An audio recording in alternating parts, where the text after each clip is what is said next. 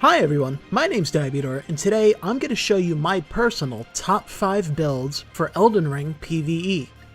These builds will all be at level 125, and will include options for players with and without the DLC.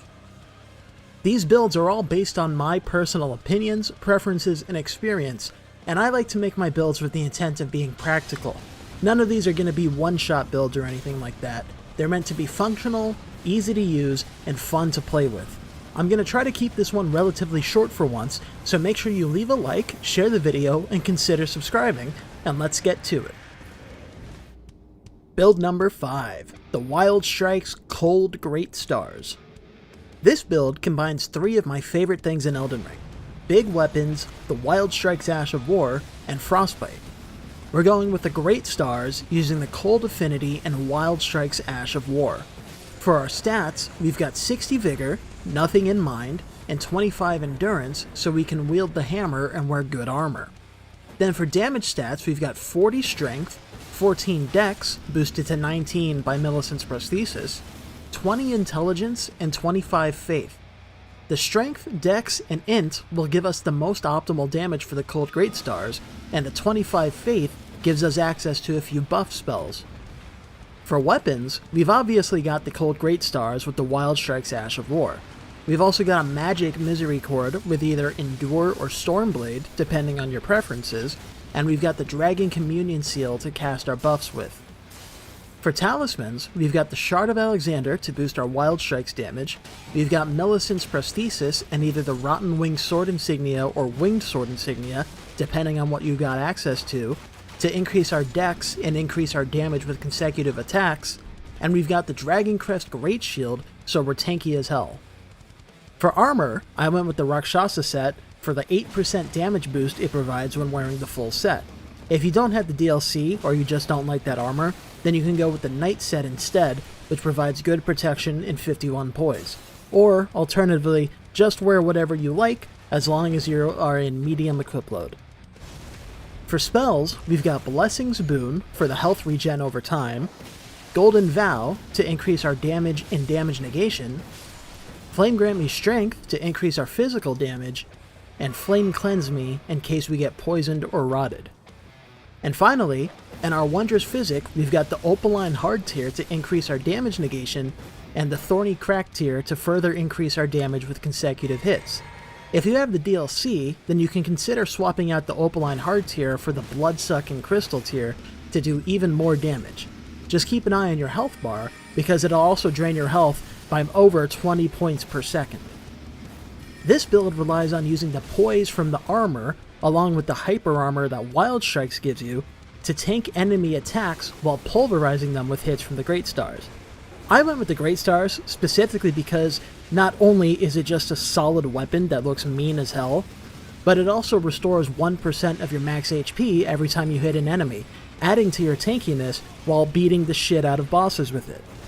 The Cold Affinity gets good strength scaling, which works well on the Great Stars because it gets good strength scaling by default, and proccing Frostbite on an enemy will take off a chunk of their health and reduce their defenses by 20%. Once you get that first Frostbite proc off, your DPS will just shoot through the roof and everything will die super fast. It also does good poise damage, so when you get a stance break, you can swap to the Magic Misericord for intense critical damage. Build number 4, the Dark Moon Greatsword.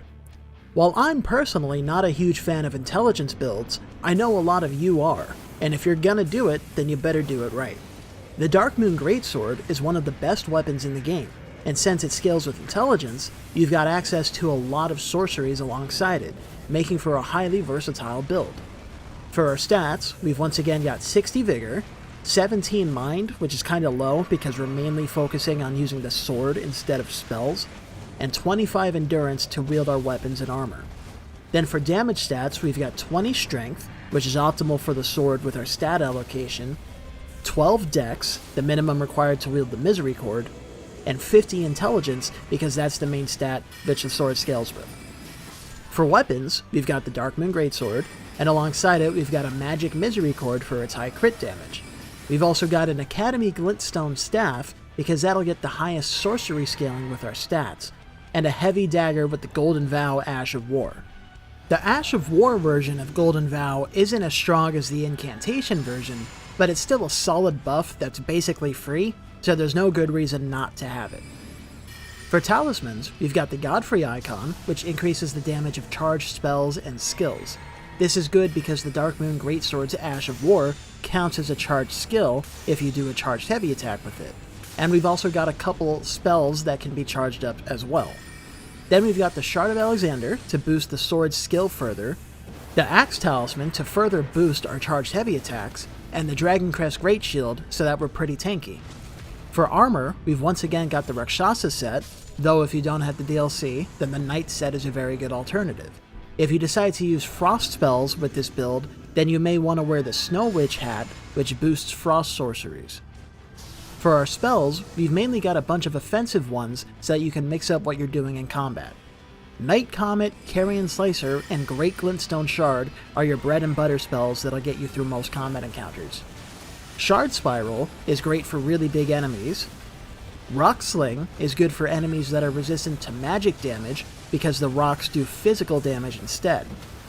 Then we've got Terra Magica, which buffs all the magic damage you do while you're standing within its radius, combining with our other buffs to make the sword do insane damage. And finally, I included Night Maiden's Mist because it's a good damage over time spell, which you can use to weaken groups of enemies or even cheese bosses if you're clever.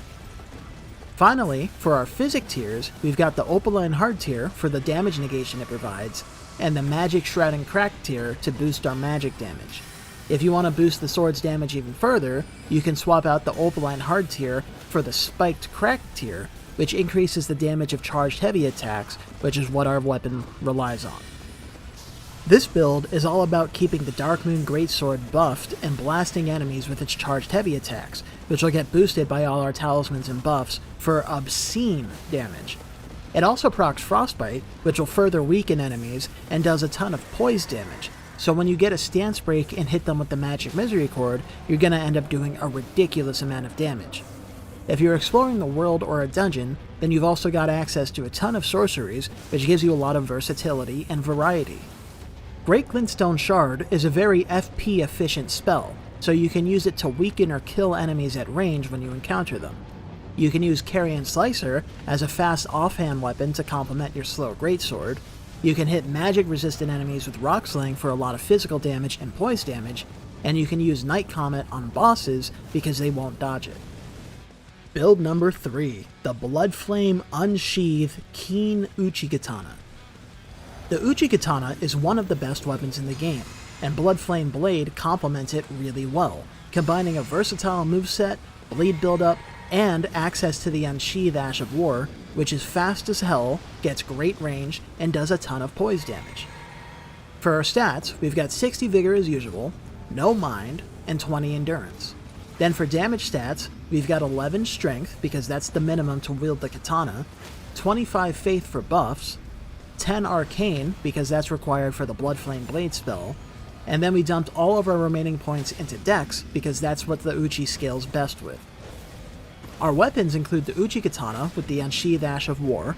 Keep in mind that you need to go grab the Ash of War item from the Scarab in Limgrave's Agheel Lake in the southeast corner of the lake. And we put the Keen affinity on it because the Uchi naturally scales best with Dex, and so giving it the Keen affinity will boost that even further. We've also got a Misericord with the Lightning affinity. We choose Lightning instead of Keen because it'll get better critical damage in most cases with the Lightning affinity. And the Dragon Communion Seal for casting spells. Technically the Finger Seal would be slightly better for casting Bloodflame Blade because the Finger Seal will give it slightly higher fire damage, but it's not going to be all that much either way, and so I prefer to save that little bit of equip load by using the weightless Dragon Communion Seal instead. For talismans, we've got the Lord of Blood's Exaltation, which gives us a 20% damage boost for 20 seconds after proccing a bleed on an enemy, which will do super fast because of the Uchi's innate bleed buildup combined with Bloodflame Blade. We've got the Shard of Alexander to boost the damage that we do with Unsheathe. We've got Millicent's Prosthesis for the +5 dex it provides, as well as the consecutive hits damage buff it gives you. And of course, we've got the Dragon Crest Great Shield to make us nice and tanky. For armor, we've got the White Mask, which provides a 10% damage boost after proccing a bleed, similar to Lord of Blood's Exaltation, and then we've got either the Rakshasa set if you have the DLC, or the Knight set if you don't. For spells, we've got Blessing's Boon for health regen over time, Golden Vow to boost our damage and damage negation, Flame Grant Me Strength to boost our physical and fire damage, Flame Cleanse Me in case we get poisoned or rotted, and Bloodflame Blade to coat the Uchi in Bloodflame and add more bleed buildup plus a bit of fire damage to it. Finally, in our physic, we've got either the Opaline Hard tier for damage negation or the Blood-Sucking tier for 20% more damage at the cost of losing over 20 health per second, and the Thorny Crack tier to boost our consecutive hits even more. Make sure you keep the Uchi buffed with Bloodflame whenever you're in a fight for maximum damage and bleed buildup. Your light attacks and heavy attacks are great, but your bread and butter with this build should be Unsheathe. Unsheathe can do 2 different attacks. If you press the light attack button, then you'll do a fast sideways sweep, which is great for attacking groups of enemies or for attacking fast enemies that like to get up in your face, such as dogs and rats. If you press the heavy attack button, then you'll do this forward vertical chop, which does 30 poise damage, aka a lot of poise damage, and a ton of damage. You'll easily get stance breaks on enemies with this, and then you can follow that up with a crit from the Lightning Misericord and watch your enemies violently explode because of all the damage buffs you have. Even if the enemy is immune to bleed, you'll still do a ton of damage because of the Keen Affinity's high dex scaling combined with our high dex stat. And you get the added bonus of being able to use other buffs on the Uchi instead of Bloodflame, such as Fire Grease or Lightning Grease, depending on the situation. So this build works really well and is really versatile. Build number 2, the Piercing Fang Occult Flamberge. If you're a regular viewer of my content, then you'll know this is my go-to build, and definitely my favorite. The Flamberge is a greatsword, meaning it has high base poise damage, and it also has innate bleed buildup. Piercing Fang gets a high poise damage motion value, meaning you'll do a fuckload of poise damage with it, and when you use the Occult affinity, that innate bleed buildup will scale with your arcane stat alongside your physical damage, so you'll do good bleed buildup and a ton of damage with it. For our stats, we've obviously got 60 Vigor, 10 Mind because this isn't an FP hungry build, and we've got 20 Endurance so that we can have all our gear equipped at once.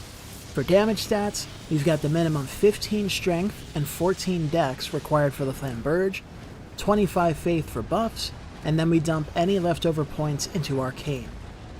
Our weapons include the Flamberge with the Piercing Fang Ash of War and the Occult affinity. We've also got a Misericord with Endure or Stormblade, depending on your preferences, and the Flame Art affinity to maximize critical damage with our stats. And we've also got the Dragon Communion Seal for casting our buffs. For talismans, we've got the Lord of Blood's Exaltation for its 20% damage boost after proccing a bleed. We've got Shard of Alexander to boost the damage of Piercing Fang. We've got the Dagger Talisman to maximize our critical damage after getting our stance breaks. And of course, the Dragon Crest Great Shield for extra tankiness. For armor, we've got the Rakshasa set with the White Mask, or if you don't have the DLC, you can use the Knight set instead with the White Mask. For buffs, we've got Blessing's Boon for health regen over time, Golden Vow to buff our damage and damage negation, Flame Grant Me Strength to buff our physical damage and fire damage, and Flame Cleanse Me in case we get poisoned or rotted.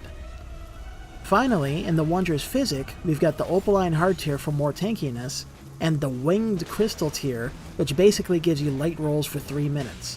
I love using this mix on this build, because Piercing Fang gets a ton of range, especially on a fairly long weapon like the Flamberge, and so you can be really generous with your roll spacing while still easily landing hits with Piercing Fang.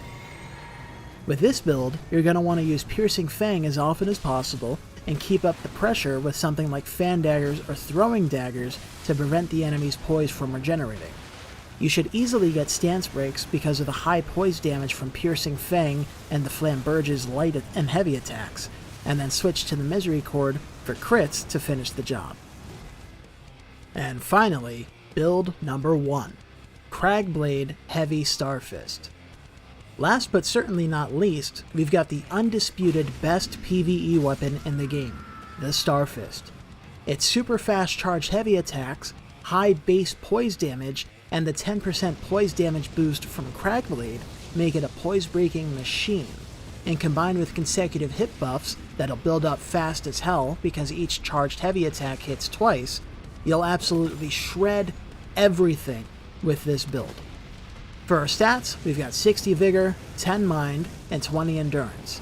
Then we've got 10 Dex, boosted to 15 by Millicent's Prosthesis, 25 Faith for buffs, and we dump any remaining points into Strength because that's what the Starfist prefers.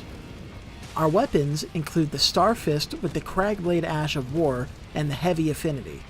You'll see I have the Starfist in my left hand because we're going to combine it with a Fire Affinity Misericord for maximum crit damage with our stats. If you have the Starfist in your right hand, then you'll lose the Cragblade buff when you swap to the Misericord. By keeping the Starfist in your left hand, you can one-hand the Misericord for the crit, and then go back to two-handing the Starfist and keep the Cragblade buff going. And we've also got the Dragon Communion Seal for casting buffs. For talismans, we've got the Axe Talisman to improve our charged heavy attacks, Millicent's Prosthesis for the +5 dex and the consecutive hit buffs it provides, the Winged or Rotten Winged Sword Insignia, also for the consecutive hits buff, and of course, the Dragon Crest Great Shield for maximum tankiness. For armor, we've either got the Rakshasa set or the Knight set if you don't have access to the DLC. You could wear the White Mask too, because the Starfist has innate bleed buildup, but it's not all that much, so you won't really be proccing bleeds often enough to justify how ugly the White Mask is. For buffs, we've got the usual Blessings Boon for health regen, Golden Vow for damage and damage negation, Flame Grant Me Strength for physical damage, and Flame Cleanse Me in case of poison or rot. Finally, for our physic tiers, we've got the Spiked Crack tier to boost our charged heavy attacks, and the Thorny Crack tier for its consecutive hits buff. You could swap the Thorny tier out for either Opaline Hard tier or the Blood-Sucking tier if you want, but I prefer this mix to keep it simple and high damage. Make sure you two-hand the Starfist so that you have a ball in each hand, and keep Cragblade active as much as possible.